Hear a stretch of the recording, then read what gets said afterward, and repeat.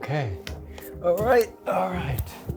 Okay, so hello. I'm super excited about this. This is a bit of a different video. I never planned to do an unboxing, but it's more of a combination around seeing how this machine works and kind of going into the depths of the history of drawing machines. So I'm hoping that you're learning over my videos that my research right now is on AI and human co-creativity at the Media Lab. And one of my teachers, Zach Lieberman, really got me inspired about the history of drawing machines and how they're kind of one of the first instances of machines making art or humans making art with machines. And so I purchased this one from Uuna Tek. I am not sure if I will use this one for my final idea.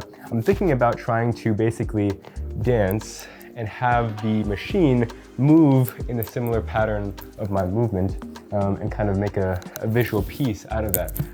We'll see how that goes. So I'll unbox this and then speak a bit about the history of drawing machines, talk about some of the pioneers in this field, and we'll go from there. Cool, let's get into it. So I'm going to open this and see what's inside. Boom, boom. Okay, obviously foam, boom, here we go. Packaged very well. So this specific machine requires no assembly, so it's super easy to use, I'm hoping. And here it is. You can see that there's the head right here, and it's obviously on these two axes. So whew, it's a bit heavy. Just come out this way.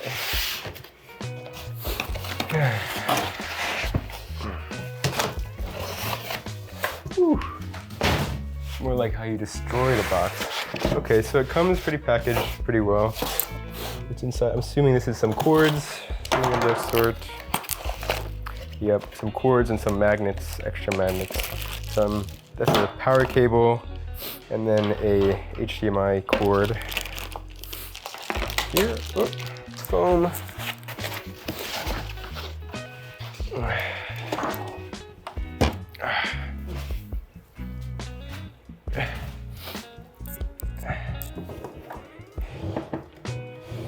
One of the reasons I was tempted to get this is because it kind of looks so beautiful, and if I manufacture one myself, I don't think it'll look nearly as clean. You can see this is the one axis here, and then the one axis here. We have some magnets to hold down the paper that you will be drawing on.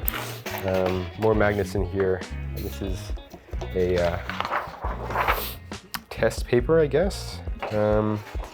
Okay, didn't seem like there was any instructions in the box, so I'm gonna go look back through the box and see if there's any instructions.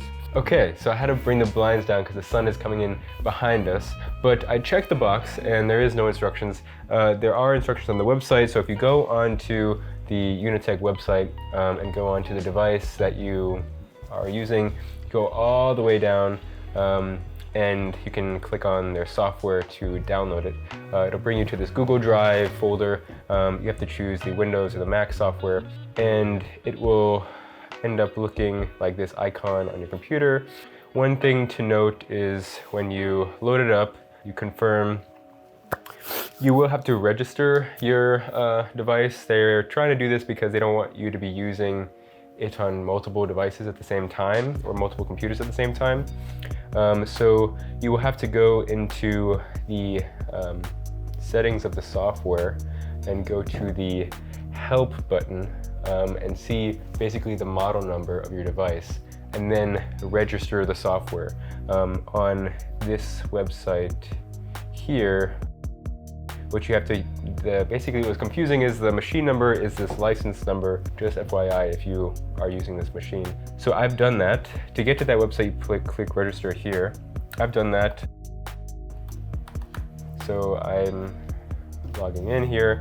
So this is the interface. Basically, it's already logged to the machine. I can now move the X and Y axis with these buttons. And go home or set a new home. So to kind of give a test, I'm gonna maybe write a simple note here.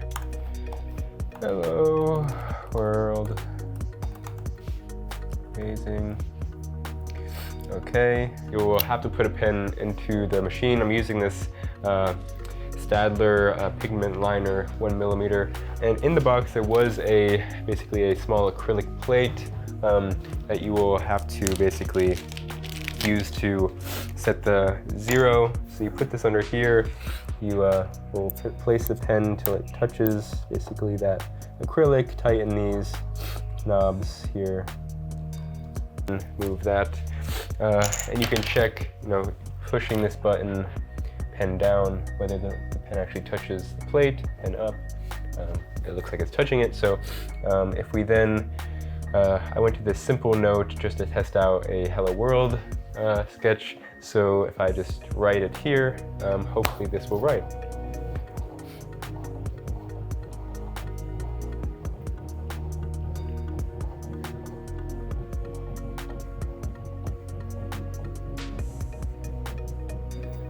Yeah, so that's pretty, that's pretty cool. That's basically, the idea of a drawing machine. So you can actually take this pen head and draw anything that a hand would on a piece of paper. So that was basically an intro to how to draw with a machine. I really need to write custom G code to do the project that I'm trying to do, where I'm moving and the machine head is moving along with me in real time. I'm not sure if I can do that with this machine, but I will figure it out and I will update you on how that goes. But what about the history of drawing machines? And I really love these questions because I like to think about the history of computers.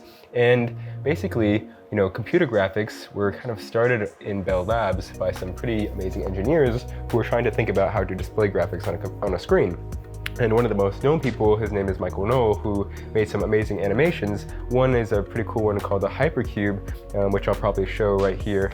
And then, other artists were kind of getting onto this idea of how can computers make art. So another artist that I really like is Vera Molnar, who were one of the pioneers in actually doing pen plots. And she would write out these programs and unable to see how the machine would actually execute them until she could actually get access to a machine, much different than today, where we can make things kind of immediately.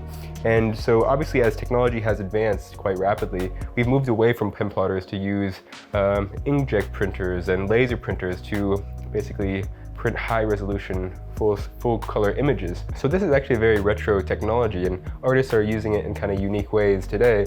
But there's also some pretty cool artists that are using robot arms in very unique ways today to think about the interaction between humans and machines. So that's it for this video, and I'll see you in the next. Let me know if there's anything else that you're interested in learning about. Peace.